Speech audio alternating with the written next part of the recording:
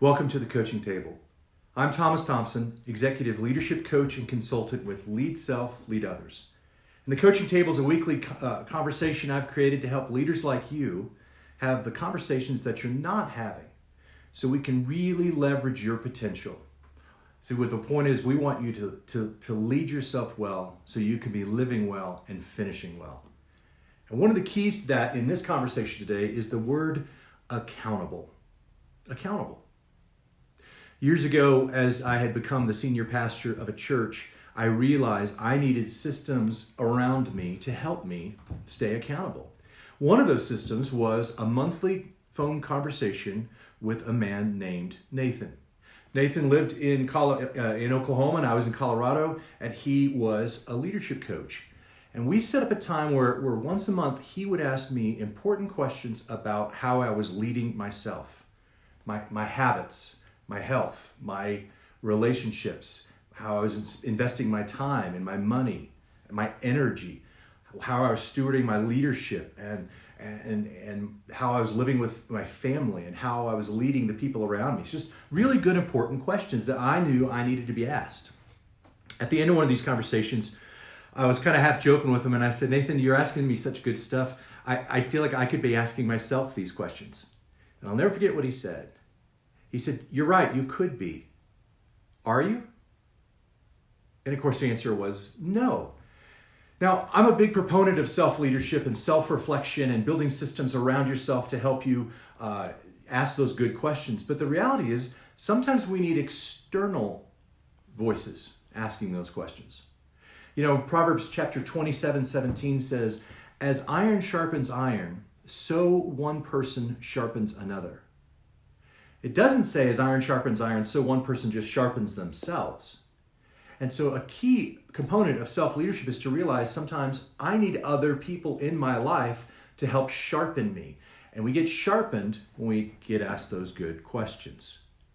This reminds me a little bit of why this is so important for leaders when we look at the life of David in the Bible.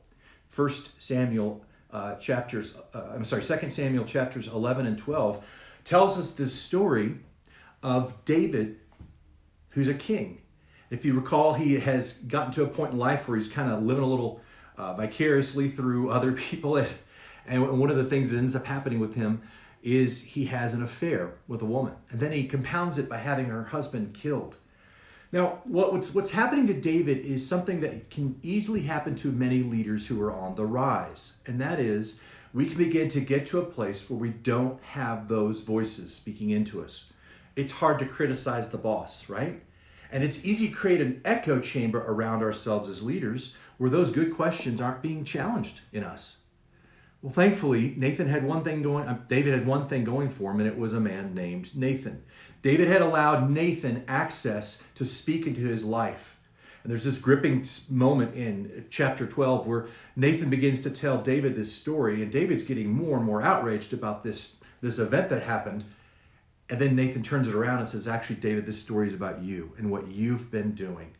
And then he asks him a very powerful question that was so powerful that David was struck, and he began to confess, and he began to repent, and he began to confess his guilt and his sin. It changed his life. But what changed it was he had an external voice asking him the good questions. Who do you have asking you the good questions? If you don't have someone like that, I want to urge you, don't think that you can just lead yourself by asking those questions yourself. Really, what you want to do is lead yourself by inviting others into your life. That may look like an arrangement I had where it was a monthly phone call. It could look like a group of people that you bring around you to ask you those important things. But self-leadership is too important to not be challenged with good questions. So who's asking you the right questions? I want to encourage you to build that in your life. If you want to have a conversation with me about how I could help you with that or what that would look like, scroll down and reply on the email there, and let's have a good conversation about that.